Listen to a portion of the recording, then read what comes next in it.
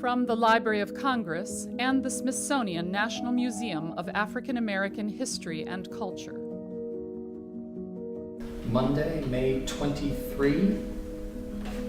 John, we can check out here. Are we good? Yeah, I'm good. Okay. This is Monday, May the 23rd, 2011. We're in suburb of Chicago, Illinois, with Reverend Wheeler Parker Jr. to do an oral history interview for the National Museum of African American History and Culture and the Library of Congress in their joint project entitled the Civil Rights History Project. My name is Joe Mosnier of the Southern Oral History Program at the University of North Carolina at Chapel Hill, and I'm with videographer and filmmaker John Bishop. Again, Reverend Parker, thank you very much for joining us and fitting us into your schedule as we came here to Chicago. My pleasure. Thank you. I wanted to start. Maybe we'll start with an event that's very recent and work our way back through the history. You were just down in Mississippi for the unveiling of a historical marker at the Bryant store, and I wonder if you could maybe start there in our conversation today and talk about that experience and your thoughts and feelings about that. Mm-hmm. Yes, we were at the Freedom Trail. They're going to do like 25 markers, and the Emmett Till markers at the Bryant grocery store is number one. And it was a very moving, overwhelming event and well put together. I was very pleased with the marker and the program that they had there. So brought back memories. I'm right down the road from where I used to live and across from where I went to school. So it brought back a lot of memories. Of course, the event at the store that day, and that marker represented, marker tells us where we were, 1955, where we are today, and what we need to do. So it was a very, very moving event, well put together, well managed, and I give a lot of kudos to the people who did it. Have you traveled, well, how often have you traveled to Mississippi in recent years and decades? I'm probably down there about twice a year, sometimes more, you know. I love to go to Mississippi, that's home, you know. Nothing wrong with the land and the dirt, the people weren't too cool, but Mississippi is okay.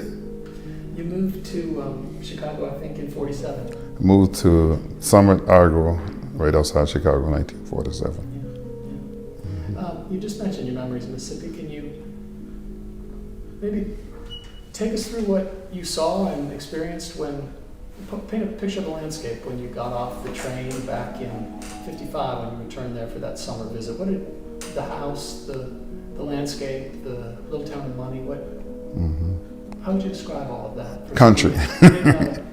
Country, that's all you can say. I think in Money it may have been 50 people, and 50 people thereabout, give or take a little bit.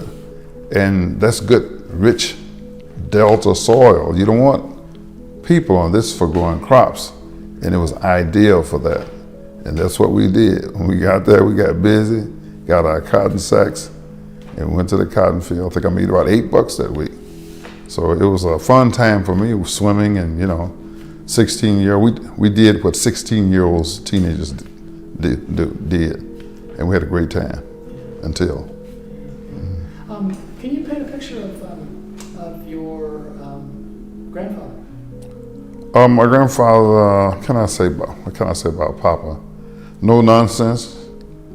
The way he carried himself with dignity and great respect, and he got great respect from people. Gentle man, always willing to help, but he carried himself in that kind of way that people really respect him. They looked up to him. He was a man of means. Said what he meant what he said. How about your grandmother? Grandma was easygoing. Grandma was so easygoing that her sons asked her once, say, Mama, when are you going to whip us? That's pretty easygoing. Now, my mother, I wouldn't dare ask that. She was a school teacher, very lovable lady, and just believed everything her boys said. And she was just a very likable person, and to know her is to love her. How about can you say a little bit more just descriptively about the house, about the little town of Money, about the Darkfield Road. Going down Darfield Road, and I can't get the directions right, going Darfield Road from Bryant's store, to the left is like a body of water. I can remember when I was like 7 years old, we lived there. And this, I forgot what we called it, it would just overflow, and our house was on the other side of the road, and water would run under the house all night, wash the bridges out, and you couldn't, it was fun to us, to see all this water, clear water, you could see fishes going, but it wouldn't build up because it was going back to the opening in the back, and we wanted to play in it. Didn't know the seriousness of it, like just what happened, But and where the water was running, that's where the crops grew. I mean, cotton go right up to the house. You can go out the window and go to work right there. Everything's right there. And I remember when we lived there, we lived next door to my grandfather. There's like a fruit orchard between. We lived next door in a shotgun house, brand new shotgun house. We lived in, and then next to us was a sawmill. Actually experienced lumber being made. Bring these big logs in, and man, this big saw, it would be screaming, cutting that wood. So it was right there was the congregation of a clump of people right there. And other than that, you just got cotton fields. No, not much in terms of corn or edible vegetables. Cotton was the main thing. We had a train that ran not too far away. We had a church right nearby where I started school. One room, one teacher, taught everybody, and she had much order. I remember once my uncle made the teacher kind of angry, and he told her she laughed like a duck. So she had him to go out and bring some switches in, and I was terrified. This lady's gonna kill us, Back then, you was open, just open to be had, So she had no trouble out of me. I was only about 7 years old. And of course, the next year I went uptown. I laughed because uptown is still very rural and very country. And we went to school up there where we did have classrooms. So it was a very wonderful experience. And I remember, and the cemetery was right by the church. I understand now because they didn't have any hearse, anything to take anywhere. So they buried you right outside the church. Same place they had planned, they had dug a grave for Emmett Till. So that's what I remember, and some people lived back down in the woods, like they were all surrounded by farmland. Everything is farming, few settlements, but everything related to the farming. And uptown we had 3 or 4 stores, where there were very few stores, and that was the extent of it. I mean, you didn't know anything about fast food, no fast food, so they had to cook 3 times a day. I mean, you had to eat. You could not go into the cotton field with no cornflakes. We never heard of cornflakes and cold cereals like that. You had to eat some rabbit, some chicken, and some cornbread to go out that field, because that sun would zap that milk out of you real quick.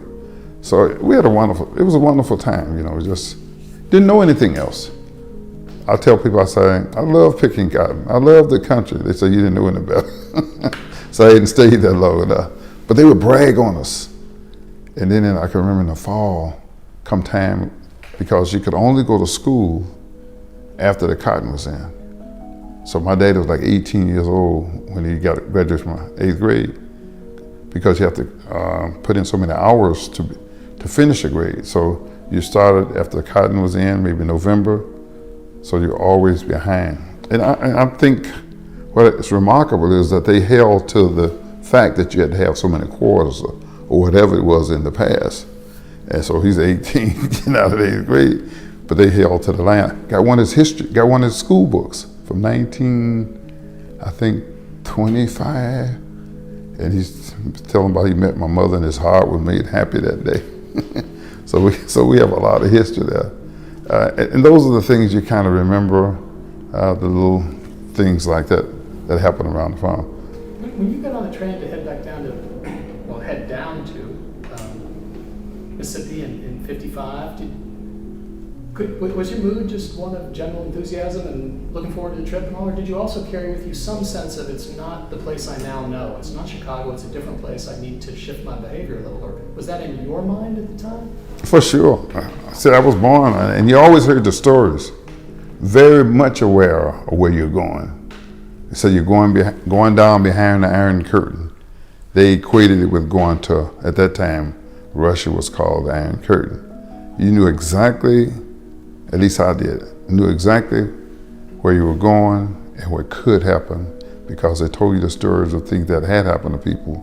And you knew that you had no protection under the law if anything happened while you were there. And when I went into that store, that's one thing that struck me. When I got down there, I was very much aware of it. But your friends, we had so much fun, man. It should have been a law against it. You know, we just had good fun with nothing, you know, and swimming and most telling a lot of jokes and lies. That's what they would tell. So it was, yeah, you were very much aware where you were going. At least I was. Mm-hmm. They made you, because they want you to survive. And they know what could happen. They know what had happened, what was happening, and what could happen. And what did happen, that's what they were afraid of. How long were you planning to stay that summer? I don't know. I think we're gonna stay a few weeks. Definitely longer than we stayed. We only stayed a week.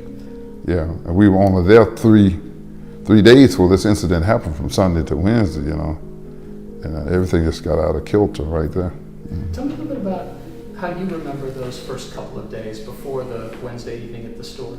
Picking cotton, and man, I was right at home. You know, I was old. I think I picked about 70. When I left at 6 years old, I could pick 100 pounds of cotton. Right now, I could have probably picked 100, but it was so hot. Cotton started blooming late August. It's not the full bloom, and it's so hot you cannot stay out there all day. So you picked a half a day, and sometimes we'd go swimming. I remember they said snakes wouldn't bite in the water, so we beat the water and tried to run the snakes out, and you see the snakes' little head swimming, and we jump in there. Didn't have good sense jumping there with the snakes swimming and go in some out of the watermelon patch and gather up.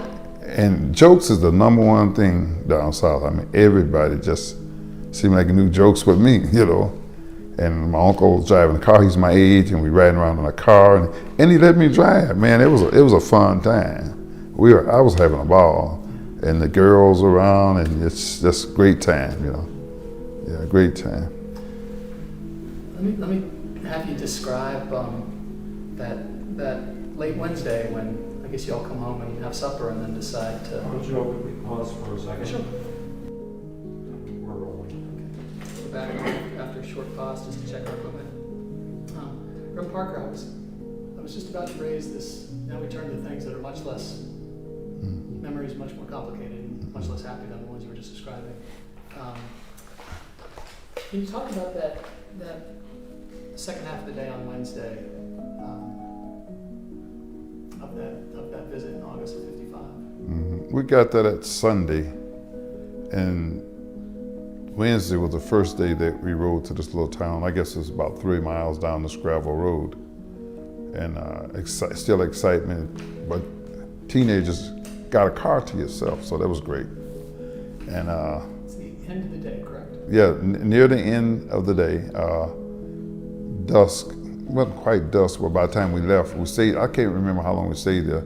So we get to town, and people gathering up from the little settlements there. And it's still a small town. It's not like Greenwood. And the guys out there playing checkers, and I decided to go into the store and purchase some things. Don't know what I purchased, but I went in there and purchased some things. And while I was in the store, Emmett came in. And when Emmett came in, I felt, you know, this apprehension because I knew how he was and I knew where we were. Excuse me. So I left Emmett in the store, and Simeon came in right behind him. Then the both of them came out of the store, and after they came out and facing the store, Miss Bryant came out, and she's walking facing the store to the right of the store. And Emmett whistled, and we just could not believe. I mean, this is like something out of the sky blue, you know. Where did this come from? What's wrong with him? And even now, we don't know what possessed him. He had no idea where he was at. He had no idea, didn't have any idea of the danger. And so she proceeded to go around, and somebody said that she's going to get a gun. I think that's when we started rushing to the car. I don't know how many of us in the car. It was a lot of us in the car. We rushed to the car. By this time, Emmett is scared. We get in the car, and someone has dropped a cigarette on the floor. Too young to be smoking anyway. But anyway, someone dropped a cigarette. So Emmett is telling my uncle, let's get going, let's get going, let's get going. And they want to find this cigarette before we start pulling off. So my uncle finally take off. He's younger than I am, but he's 16. So we finally take off, and then we're going down this gravel road, across the railroad track, down the gravel road. We look behind, man, dust is flying everywhere. And there's a car behind us. Oh my goodness, where did it come from? I mean, this is country. We didn't see any cars. All of a sudden, there's a car right there. And so my uncle sped up and pulled to the side. And man, I don't know if we let it stop before we jumped out and running through the cotton field. I remember Emmett running and falling and people falling over one another, and the cotton bolls that were not fresh, they were still haven't freshly opened up. They were beating our legs, and the car went right by. Nothing to that. We regrouped at the edge of the road, and Simeon, I don't know why, he's sitting up there. Simeon was 12. 12 was different from 16, you know. And he's still sitting there in the car, you know. So somewhere in between there, we started talking, and Emmett asked us not to tell my grandfather. And of course, there was a girl that she said, I know those people, and this is not over with. You're gonna hear more about this. The girl was not with you at that time, though. No, she was. We met up with some. We stopped at someone's house, I think, before we got to our house. Yeah. Of course, she says she was driving the car now. But I should say, for the record, you're alluding to all the representations made about these circumstances by people who, in fact, were not there. That's one of them, correct? Yeah. She said she was driving. The imagination is powerful. Yeah. But anyway, we met and we talked, and at this point, we didn't take it serious. I felt a relief, you know, the car went by, and it's like, it's gonna go away, you know. I didn't feel we're gonna really hear anything more from this. I really didn't. You know, I knew what he did was a no-no. And so that night went by. I didn't tell my grandfather. I don't think anybody told me. I don't think he really ever heard. There's been questions about that, but so Wednesday went by, Thursday, nothing. We didn't even talk about it again. I don't ever remember us talking about it again at all. We forgot about it to some degree. Thursday went by, Friday went by, Saturday in the country, everybody goes to the big town. Man, we went to Greenwood, and people from everywhere, all the girls and the guys, and they're walking down Johnson Street, man, it was just excitement to see all these people come in their car, their wagon, they're doing their shopping for the week, whatever. And we stayed there, and then about 12 or thereabout, we left. Stopped by a place called 4 Fifths, I believe. And I still there. Somebody was talking about it the other day. And it's one of those, what they call juke joints, or somebody's house, they got drinking and stuff, and we stayed there. And we got home, I guess, we left there, and on our way home, Maurice, Emmett, and myself. And my Uncle Maurice, he got a little high, and he ran over a dog. And when he ran over the dog, Emmett started crying, you know. I mean, to me, the dog shouldn't have been in the street, you know. But anyway, Emmett was very fond of animals. He had a sensitive side for animals. So we got home and went to bed.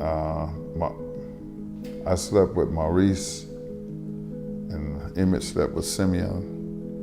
And my cousin Curtis is here by now. But he hasn't been with you the last few days. No, Curtis we get it back home. Curtis is there. We haven't seen him, but he told the story what happened to Stuart. Right. And again, another instance. Yeah.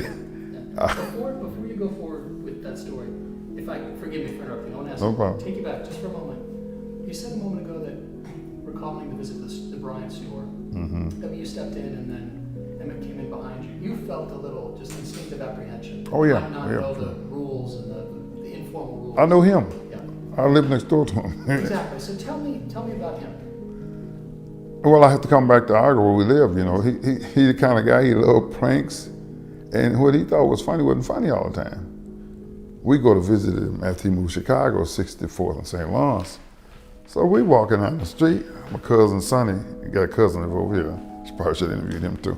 But anyway, we walking down the street. All of a sudden, Emmett says, and he stuttered bad. He said, I got my two big cousins here from Argo, Illinois, and can't nobody beat them up. And we looked at him, have you lost your man? We grabbed him up real quick.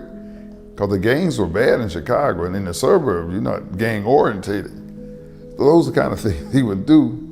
And it was funny to him. It wasn't funny to us at all, because as far as we're concerned, he could have got us killed. So I knew how he was. I knew the things and the other things he'd done, you know, as we grew up, you know, just off color type stuff, you know. And I just knew when he come in, something could happen. I didn't think anything was gonna happen, but I knew something could happen. And just to say a little more about this, it doesn't sound as if you're saying that these were in any way hard-edged or mean-spirited things. He was just playful and Exactly. provoked the attention of his friends in a playful way. I never saw him angry or bitter at anybody. Never. Never. I lived next door to him. He's always doing something though, because he was the center. If he was there, he was the center of attraction. And it wasn't planned, it's just natural. I told him he's Leo the lion. He's just a natural leader. Just needed some direction sometimes. But he's gonna do something to get their attention. When you were 16 and you were St. Greenwood that night, and I know you were both down from Chicago and you guys knew each other well and all that, was there any part of you being 16 and he was 14, did you feel like, oh, I'm a little bigger and older, I wish I could kind of leave the younger guys behind and go do my thing, or was... Well, Emmett didn't, he wasn't really, you're right. When you're earlier in age, you won't stay within your age. It's not like now it could span from 70 to 80. But when you're 16 and 14, you 16, hey, you 14, you know. And Simmy was 12. Simmy was... Just set that back up, please. No big deal. Simmy was like, didn't count, you know. Back then, he just didn't count because he wouldn't be a player with us. Let's take a pause and all. I got it. I think it's good. Let me have you go back and tell us again, just the age difference thing. Yeah, the age different thing, and that, you know, it's kind of like when you're going to school. If you're 9, you're not gonna have a girlfriend that's 7. She got to be 9 too, you know. She got to be in your class. So there was that age distinction. And Emmett, he wanted to, when his mother would take him places, she would take me too, you know. So he kind of like looked up to me, you know. And I'm not interested in being his leader, but you know, he just kind of, I'm the upperclassman, I'm the older person, so I knew what the deal was, you know. But he wasn't gonna listen to me or anything, but he looked up to me. And that age distinction definitely was there, and you knew it. Let me have you, thank you for that, and let me have you turn again to Saturday, 27th of August, 1955. Yeah, Saturday, we got home, I think about 12 o'clock. It was dark, and it's so dark down there at night. I mean, if the moon is not shining, you just cannot see your hand before your face, just dark. And so we got in and went to bed, and like I say, Maurice got in bed with Maurice, and Simeon, Bobo, Emmett Till got in bed with Simeon. It was a big house. Everybody paints it as a shack. They insist on calling it a shack. It was a former landlord's home. Not that it mean anything. If you look at the house, that's a screen-in porch across the front. That's money. A full screen-in porch all the way across the front of the house. Then you got 4 big rooms. You got a little space in between. The kitchen is off to the back. So it was a very large house. And I guess about 2 going forward, I guess about 2:30 in the morning, my grandfather said was, I hear these guys talking. So you wake up. I woke up. And man, I became alarmed because they're talking about what happened at the store. And my mind is just racing. They said, we're looking for a fat boy from Chicago. I said, man, I'm getting ready to die. These people are gonna kill us. Because I heard Simeon and my uncles lived there. They had a different take on the South than I did. I heard all these stories and I took everything literally. That was one of my problems in life. Whatever you said, like my mother told me one day, she said, I'm gonna kill you, boy. So hey, you gonna kill me? I took off. I took off running, you know. She had my uncle to catch me got a whipping in the cornfield. She beat me with the corn stalks. So when they said, we're looking for a fat boy from Chicago, and I heard what they had done to people, killed people and threw people in the river and all that, I said, man, we're getting ready to die in this house. So the first thing I come back to me is my religious upbringing. And I started praying. I literally started praying. And I just say, God, if you just let me get out of this, I'm going to do it. It's something about when you think you're getting ready to die, all the wrong things you've ever done seem like it come to your mind. I was watching World War II film the other day, and this man's ship had broke up, and he was out in this ocean. And he said a shark was coming straight for him. He said, God, if you let me live, I'm gonna treat my little brother right. He said, I'm gonna marry a young girl, and I'm gonna treat her right. Your mind changes when you feel death is imminent. He said the shark went that way, and he saw his friend's leg go up in the air. But what I'm trying to say is something about when you think you're close to death. You don't have to be close, but you think you are. Your whole demeanor and attitude and value of life just change. Nothing else was important to me at that time but trying to survive. And at 16, I was not ready to die. According to my religious upbringing, and I wasn't fit to die. So I prayed, and I could hear them coming, and they come in toward my room. I'm the first room on the right, facing the front of the house. I'm the first room on the right. My grandfather was the first room on the left. So by the time they said we're looking for a fat boy from Chicago, my grandfather had no idea where he was.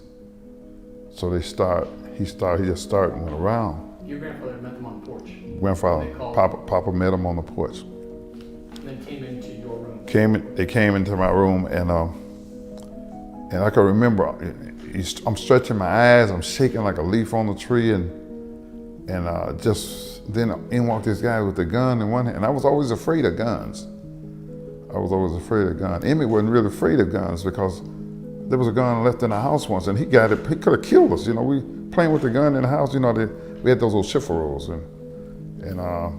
but I was afraid of guns. So they came in, and this guy had this pistol in one hand and a flashlight in the other. It was pure terror. It's just like if you could just disappear and just go away. It's like a nightmare, and things are not ending fast enough, you know, and I'm waiting. Am I gonna be shot? And I remember closing my eyes, and they walked past me. They didn't say anything, and they didn't do anything. Still scared. They went to the next room. Curtis is there. He's there now. Curtis didn't wake up. Passed by my Uncle Robert, he didn't wake up. They went into the third room where Uncle Simeon, and so I could hear him talking, and it aroused him out of the bed. He had no idea what was going on. But like I say, even Simeon, those guys, they didn't feel about it like I felt about it. Simeon didn't know what was going on. And I could hear him talking, not a lot of audible or clear stuff, but they were mad at him. He wanted to put his socks on, shoes, you know. He think he at home, you know, he don't know who he's dealing with. And he's saying, yeah, I know, he's not saying the right words. And they were fierce. I think these guys, in hindsight, I think they had been drinking. I mean, you have to almost get drunk to do something like what they did. I just feel human had to have some kind of assistance to do what they did to that kid. So they finally left, and it was dark. Can I ask your grandmother tried to intercede and persuade these men not to take Emmett away. Was that just part of the general conversation you heard in the other room? Did that come clear? No, that didn't come clear to me. I was told what she was doing later. Gotcha. It's just conversation going on, and I know they was mad. Yeah. They were angry. Yeah. And I didn't hear anything Emmett really say, but they were angry, and they left. And when they left, my grandmother left, and my grandfather left. And I'm 16, you know, 16 then is different from 16 now. I mean, this is the protection. The protection is gone. And in my mind, they're coming back. I don't know why, But in my mind, so I'm suffering from pure terror, you know, just hell on earth. So I said, cause grandma would not stay. And she had my grandfather take her to her brother's house, Crosby, things up in Sumner. So I got up, I said, man, I said, they're coming back, I'm putting my shoes on. I didn't like being in the bare feet that much. So when they come back, when they pull in the yard, I'm headed, because the woods are back, I said, I'm heading for the woods. And the strange thing, my uncle in the bed with me never woke up. Maurice never woke up. Curtis never woke up. Robert never woke up. They woke Simi up and told him to go back to sleep. So it's... When you say they, you mean the two men? Mylan and Bryant. Yeah. The rigmarole, they didn't just say wake up Simeon, the rigmarole, you know, the conversation stuff, he was wakened by that. And I'm waiting for it seemed like daylight would never come, never come. It's just so long. Nobody talked to anybody. I didn't wake my uncle up. I didn't go to the next room. I just stayed right there. So my plans is if they come in the yard, I'm headed out the back. So the daylight finally came, and was your father home by then? Oh, your grandfather home by then? No. Well, he came. I don't know exactly what time he got back, but he never really brought us together to talk to us. And we just know that I knew they had taken him, and there was calls being made. Curtis was very courageous. He went to the landowner's house and he called. He was that kind of kid. If Curtis had woke up, a lot of us probably would have got killed because he's gonna probably try to do something or say something. That's the kind of person he was. And as a matter of fact, he became a policeman and he was a bodyguard for Mayor Washington before he died. So Curtis did call, and then his mother called Emmett Till's mother, and my mother got involved, and my daddy had a brother live there, and he came over, and again, he come with his pistols. So here's more terror, you know, said, man, this is real serious, you know. So he's gonna take me from Money, Mississippi up to Duck Hill.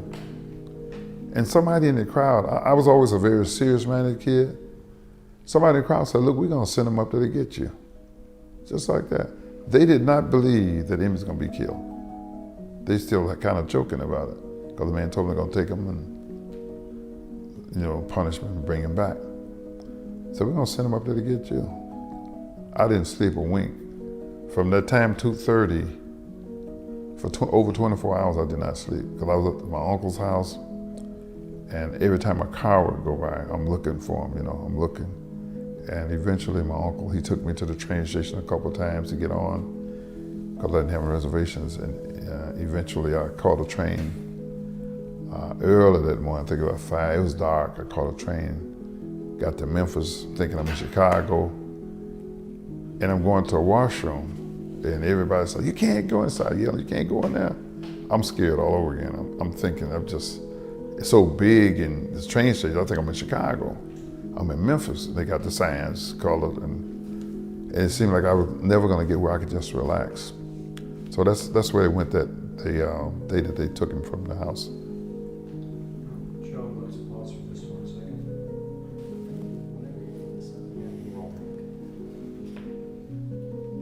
Reverend Parker, you thus found your way through all that incredibly difficult circumstance back up to Chicago. And therefore you were here and attended the funeral. And I want to ask about that, but I want to ask about what you recall for those few days when you arrived back to Chicago, and Mrs. Till, the extended family, your parents, just what you can recall about those hours and those days. I arrived at the train station. I can't even remember who picked me up, but I know that they whisked me off to Miss Till's house over on 64th and St. Lawrence. And when I got upstairs, you know, everybody's sitting around solemn because they don't know what happened to Emmett, and they had not found his body. And they looking at me, and you know, and Miss Till told me to go hug my mother, you know, and I did that. It wasn't too much said because people just in a grieving state. By now, they think that something has happened, and I understand they have been searching around bridges and normal places that people have found. So I got back to Argo, and to me it was like a nightmare, and my life kind of resumed as it was. People would ask me about it, and one day I was right in town there, I saw a guy. His name was JP. He had a jewelry store. And I saw him, and he looked just like Mylon. And man, my heart just boom, like it stopped beating. I said, man, he's here because I didn't put it past them pursuing to do what, if they wanted to do something to me. So, and I got past that because I realized later that it was the jewelry. And I knew him, but he looked so much like him, you know, so. It changed my whole life, really. It changed. I mean, I could never forget it. And it's like, since 1955, it's a constant thing. I just learned how to handle, about my religious upbringing. It taught me how to deal with negative situations. You know, you got to exhale, you got to let it go. And you have to, I tell people, you're full of trouble, it's how you handle the trouble. One thing that always bothered me, and I don't know if it bothered me, but I can't understand, can't explain, is that I went to the funeral, I said, this is not Emmett. I said, it's like it never happened. And I say, maybe I'll say some people, I ask people, say, maybe you're in a state of shock. I said, I'm gonna see Emmett again. I went to the funeral, no remorse, no sadness whatsoever. And that's where I lived during those times. And now I go and I talk about it, or I see the video, and then I'm crying. So I got too old to be crying now. But during that time, that was not Emmett. It's not the guy I knew. There was a monster in there, you know. And I always had it in here, I'm gonna see him again, you know. That's what I said. And we believe in hereafter, so we believe you can meet again. So I guess that's what I was trying to say, I don't know, but it changed my whole life. I could never be the same again, because it always came to my mind, the promise that you made, and that was always brought to my attention. Describe the funeral. A lot of people, just conglomeration of people, you know, the solemn atmosphere there, you know, it's just unbelievable, I guess you could say. Just the air was filled with just, I guess, unbelief, and how could it happen to a kid, and it just, people just felt helpless, because the South is, even now, if you go on South around 4th of July, the highway is gonna be packed all the way down, you know, because people love to go south. It's like going to Mecca, you know, and this happened. So that atmosphere was just a lot of sadness, and, you know, a lot of unbelief. Because you didn't have history of too many kids being suffering. There was one, I don't know if you've seen the book Without Sanctuary. The photos in there, 15-year-old kid was hung with his mother. But for the most part, children were kind of exempt. Did you see, did your family spend much time, or have frequent visits with Miss Till? After this, no, we didn't, because 16, then there were not many automobiles like the South. Our transportation was by bus. And when I did go over there, we rode the bus to see him. So, and it changed her life too. Her lifestyle changed. And not only was she working, she went back to college, and she got a college degree, so she's going on with her life. She got married, and there was a lot of things happening in her life. So we didn't have have a whole lot of interaction with her, just kind of close. And my father had 6 kids, so couldn't afford, we didn't have a car, so we just didn't see her that much.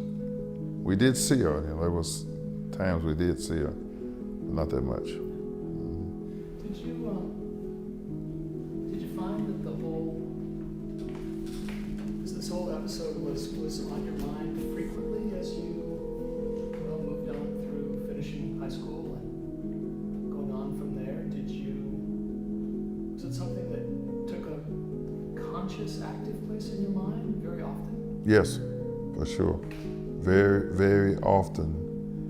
And because the promise that I made that night to God, I soon forgot about it. Trouble past, all things righted, God is forgotten and the soldier slighted. The old saying, But every now and then I would be reminded of that promise that I made. So it was always there until I got it right. So at age 22, that was 16, so 6 years it took me that long to keep my promise. And yes, it definitely. I started feeling that if you didn't do it, and the Bible tells us best not to make a promise than to make it and break it. So I said that I got to get this right. So one day I asked God to help me, and I just changed. And very few people in any church, in any denomination in their 20s, you're not going to find it. Because we're trying to get some gusto. We're trying to have what we call fun. But after I changed, I said, this is the best life. I'm peaceful. This is what I'm looking for over here. So I got peace and I got happiness. So I changed, and I had no regrets. And this is my 50-year change, and I still have no regrets. But it's a hard sell to the youngster. Hard sell. We pause for a second. There's a helicopter outside. Okay, we're rolling again. Reverend Parker, when would you say, in these years, say you're in your 20s, did you travel to Mississippi then? It was 10 years before I went back to Mississippi. 10 years. So from 16, I was about 26 when I went back. And then I was conscientious of where I went and where I stopped. Where did you go? I had plenty of uncles. I got an uncle, the one they took me to his house, just died about 2 years ago. He's 105. His girlfriend was 69. He got divorced after being married 50 years. Never been on any medicine. Walked 2 miles every day, driving a car. Man, I'd love to go sit. And his daddy was a slave. So I heard those stories. He lived to see his granddaddy. His granddaddy was a slave. So his granddaddy, he was born in 1903, same year Ford Motocross started. And he lived to 1924. So he had a lot of history. So we make sure that we go by, and then I had another uncle, he just died at 100, we go by and see him. A lot of relatives. I just came from last week, still got a lot of relatives. Love to go south. Let me ask you about Simeon Wright and his parents. Did you see them much after they came up to Chicago? Oh yeah, we lived in the same house. Oh, excuse me, of course you did. Yeah, that extended family. Yeah, my grandfather and my grandmother, they were characters. They were a lot of fun. How did you, let me ask this question in a careful way. Would you have thought at the time that they are different now because of this, what's happened, or did they seem that their personalities were largely intact? Well, Grandma and Papa, after they came here, to me it seemed they went on with their life, and it seemed like my grandfather had never planned to leave the South. He planned to die in the South. And I think he probably had to make an adjustment. He's 60-some years old. But even here, he started farming, a little farming right over here where the Till Center is. And he started a little farming and got a little job, and he traveled. So I think he made the adjustment okay. The kids, Maurice and Simeon and Robert, I think they were glad to leave. And Grandma's here with her family, so she's okay. So they had a good life down there. They had a nice house, and they were not sharecroppers. I think they rented their land. So they had to make an adjustment. My grandfather just had no plans of leaving to move here. I think Grandma was okay because all of her sisters and brothers were here. Mm-hmm. When did the Emmett Till case come back into your life, say in the form of a journalist or somebody else, a filmmaker, a documentarian, being in touch with you to talk about these things for the first time? When did that begin to happen? Do you remember? 1985, Rich Samuels from NBC came out and they did a documentary. He met Miss Till as a young basketball player had been killed, Ben Wilson, that was his name, in Chicago, and she was there for support, and he talked with her, and as a result, he came and did the story on Emmett Till. Up until that time, to me, it was like there was no interest in that kind of story. It's like he got what he deserved. Like I was at school speaking once, the guy say, "Why are we talking about Emmett Till?" So he was no hero, he was a mannish boy that did something that he shouldn't. I said, well, he didn't deserve to get killed. And we're here to show you what history was like back then. So that's pretty much the first time, Rich Samuels, and they did that. And then it's like an idea whose time has come, it just started happening, others start coming. And even now, sometimes people don't want to talk about it, We like to embellish our history. And I tell people history is not all good. In your family, everything's not all good. But you got to tell it like it is, That's the only way you can free yourself. That's the only way you can deliver yourself is exhale. Let it go, get it out there and tell it like it is. So I try to make people comfortable when I tell them about the story. I'm not here disturbing ill will, animosity, but I'm here to state the facts. And don't hate, I tell them don't hate, appreciate, because hate destroys the hater. And I'm not here to bring it up, but some of the teachers, they don't, I can tell they rather for it to go away, But it happened. You got to tell it. Did you have any special feelings or perspectives on Reverend King's visit to Chicago in, 66? I had just started a business. When a lot of civil rights was going on, I went into the Army in 62, got out in 65. So I just come back to my business, and I could remember the hate. I could remember the animosity, and they were saying that he needed to go back south, and I can remember those times, the way things were then.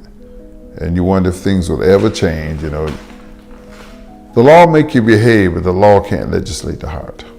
And that's what I was always conscientious of, The law can make you treat people a certain way within a certain realm, but what's in your heart is deep in there. You can't legislate that. So I definitely remember the King era. Mm-hmm. You worked with Keith Beauchamp when he made the film, and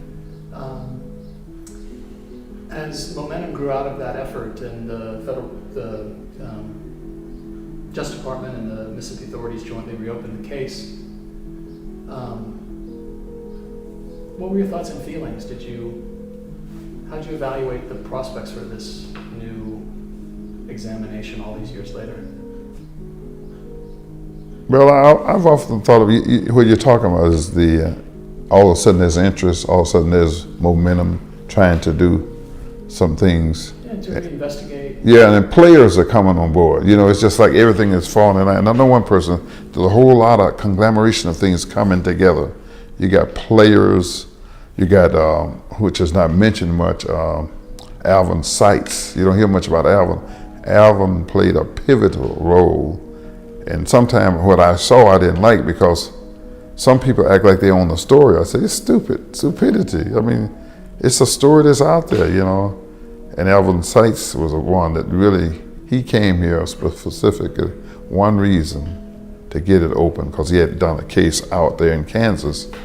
And so he pursued, and I went with Alvin and we met with Eric Holder, and Eric Holder referred to him as a legend in his own time.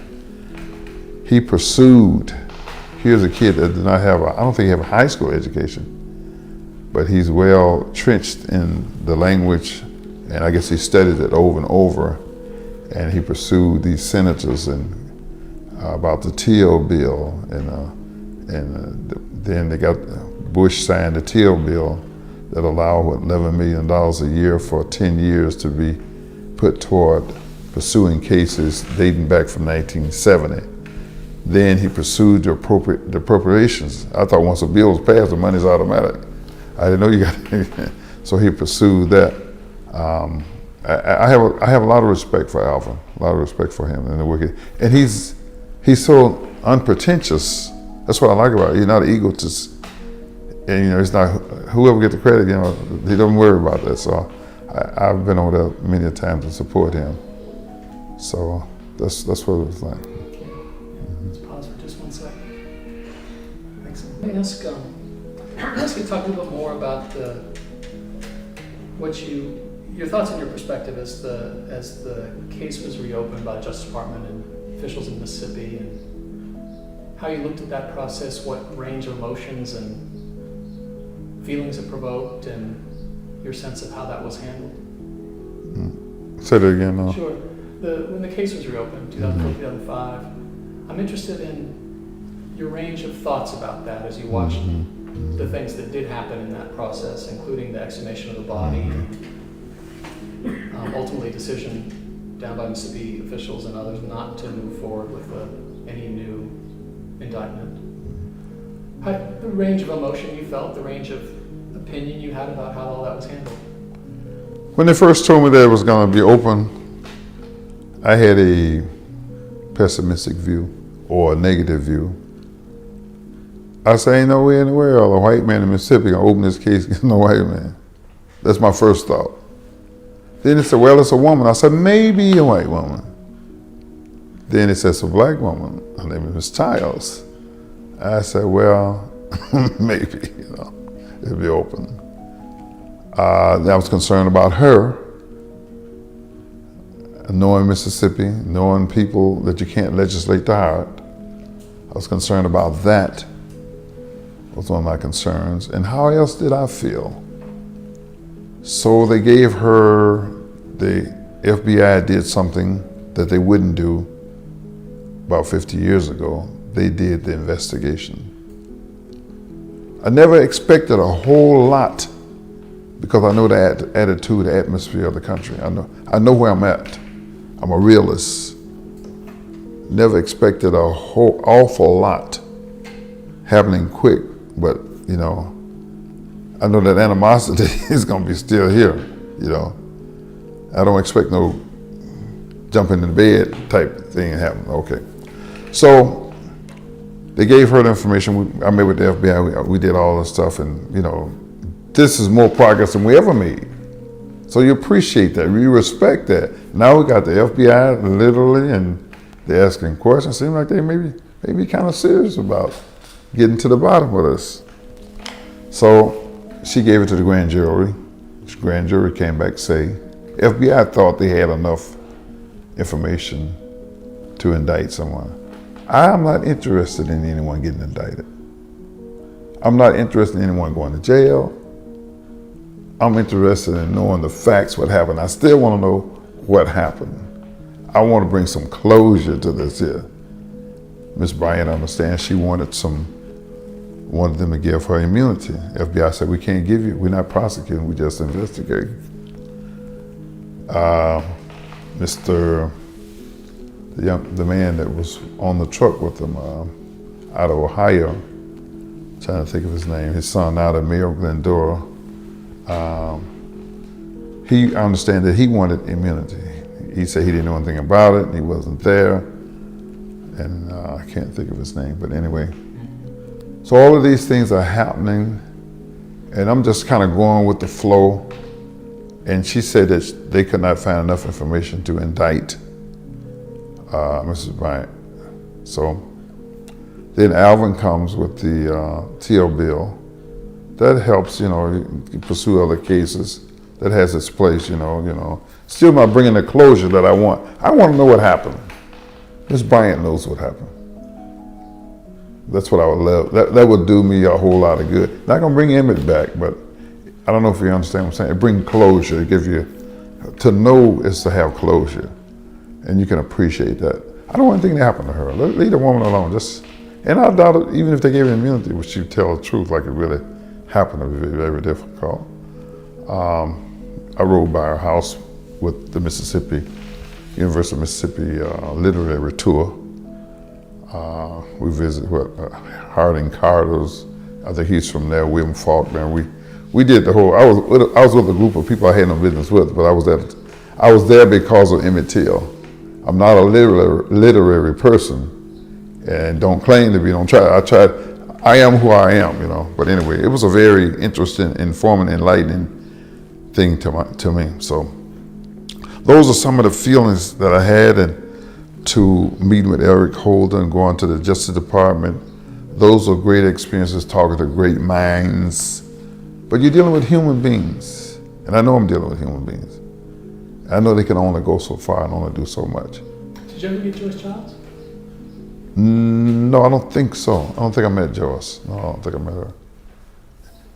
Maybe she did come to Chicago with the FBI. I can't remember. I wouldn't say for sure. I never went down. I never met her down there.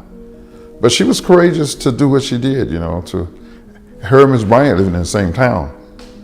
So that was quite I had some questions about that. Because you're human. You're dealing with human beings. You're doing this here, and what's going to happen? And people are crazy. Some people's mind is not wrapped tight. So I had some concerns about her, but anyway, she did a great job. I think she did. Did you have you were down in Mississippi recently as we started our conversation a while back at the Freedom Trail inaugural plaque ceremony at the Bryant store. Are you able to find any sense of, let me ask the question this way, what meaning do you find in all of this all these years later? I probably find more meaning in terms of history, telling history. And I was always like a little history buff. And this, it means more to me to see the children benefit from the history part of it than for me personally, I do it because I went, they let me know they didn't have no money, and that's how I could pay my own way, because I want the history to get out there.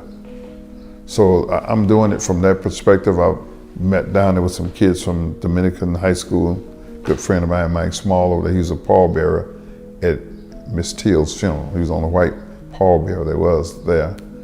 So I feel good that I'm able to contribute. I don't let nobody try to make me a hero or something great, because all I did was survive, scared as I could be. No hero. I'm just survived to tell a story, so that's my take on it. I don't try to get any miles out of it for myself, because I didn't do nothing. If I could have disappeared, I'd have disappeared. I wouldn't have been there, period, so. And it means a lot. People are very appreciative when I come and talk, being an eyewitness. I guess I'm just learning how much it means to them, because you tell it over and over and you survived it, and it's something that happened that you wish hadn't happened, and it was a tragic event. But people want to hear the story, and they want to hear the truth, especially children, more so than adults. Adults, they set in their ways and they have their own ideas about things. So that means a lot to me. John, let's pause for just a second.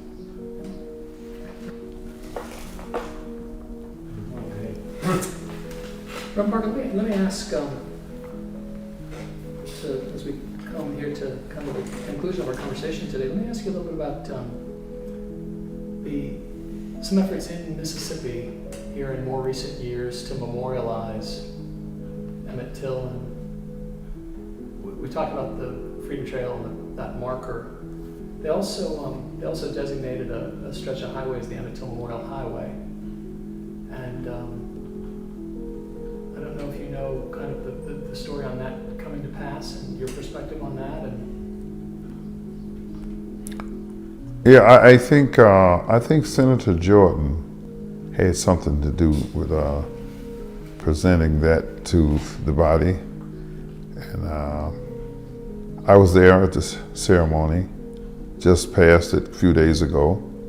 I said, that sign used to be, I thought the sign was taller. It said it's been torn down a lot of times. So not surprised. Like I say, can't legislate the heart. And some people are dying hard. They're diehards. It's a stretch of highway, and it's good for history. And not only there, they have a marker that's going away from the highway. The Tallahatchie County, I don't know you know about them. They very much interested in the Emmett Till story. A lot of things happen there, and they have a marker at the spot at the river where his body was pulled out. They have a marker by the funeral home that had his body. They have a marker at the courthouse in Sumner, and they're trying to restore that to its original order. And they have a marker by the barn, it's a place where they actually tormented Emmett. These are things that are, good for history, and be able to go by and identify with it. And it means a lot to especially history concerned people. So the highway and all of those things has its place, and some people use it and take advantage of. Some really don't like it. They just really don't like it. those efforts, insofar as they've happened in the cases we just described, those efforts seem to you well-meaning and sincere, or are the motives more complicated than that? I think the people who live there have a lot of I think fire trying to right wrongs. But you can only go so far, and I appreciate what they're doing. And I think sometimes they become frustrated because, again, they want to change people's heart. Those kind of things don't change hearts. Believe me, they do not, and they never will. But it's good for history. Let it do what it's supposed to do, And I hope they don't get just discouraged because you do all of this, and this is the 2011. So this day and time, this day and time. And the Bible says evil men and seducers will wax worse and worse. There's a revival in this country on racism. I mean, we're regressing fast, But it was there all the time. So I just hope they don't get become too wrapped up in it, in the sense that they expect more than what they're going to get. Know where you're at, know what you're doing, keep doing it, keep going. Changes have been made, and changes are going to be made. It's going to go slow, and just hope to God He touch people's heart. One last question. At times you speak to children, school children, other younger people about all of this history. Do you find that you can communicate successfully to them the true nature of all of what that history was back then, the nature of Mississippi society then? Are they able to get a hold of all of that? They're much more receptive to it than the older. The older you get, the less receptive you are to it, from my experience of talking to people. I was just at the University of Missouri in Columbia, Missouri, about 3 weeks ago. And in the college level, you find less receptiveness than you would at 8th grade and, the 8th grade level. And one thing I point out to both them and blacks, I say the progress and the success that black people made, there was always somebody white there to start the cause. Otherwise, we would not be here. I say Abraham Lincoln got a lot of criticism the way he tried to handle the race situation. Once he sent 500 African Americans to Haiti, and he had to go get them because they were starving. So what he did for the time was very noble and courageous. President Kennedy, President Johnson signed the Civil Rights Bill. Then I started to thinking, the progress that we made in all areas, the fire was in some white person's belly to stand up. Civil rights, the freedom riders, what made it really successful is when the whites came down and joined in. And the white guy said, I knew I was going to be more targeted than the blacks because they're going to hate me for coming and get with them. So I told them, I said, look, you guys are going to be senators or whatever you are. I said, you can make the difference. Do what's right. One white kid told me once, I said, well, he said, I'm going to do what's right. I'm going to stand up. I said, you're not going to be liked. If you stand too strong, you're not going to be liked. And then I want the blacks to appreciate how God touched hearts and how a lot of this came about. You didn't fight your way to this. Not the gun. That's why King was so bitter against violence, because you're gonna be slaughtered, you know. So you have to realize that you got to work together. Together we stand, and divided we fall. It all seems still very much with us in a very present sense. In Emmett Till's case, it doesn't seem, it's hard to imagine even somehow that it's 56 years ago. Because there's so much revival, there's so much just being done. He got killed 50-some years ago, but all these changes are just coming about. And they're still in the making, you know. You still hear Emmett speaking. For so many years, it just lay dormant. There was nothing. You know, you hear about it here and there. And I tell people, to me, it's like the society say he got what he deserved, you know. And all of a sudden, all these changes come by. I mean, people are interested. There's so much being done, you know. And especially among the young people. The young people are going to have to make the changes. Because the old people ain't trying to change.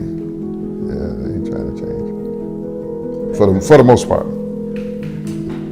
It's been a real honor and pleasure to be with you. Thank you. Pleasure's mine.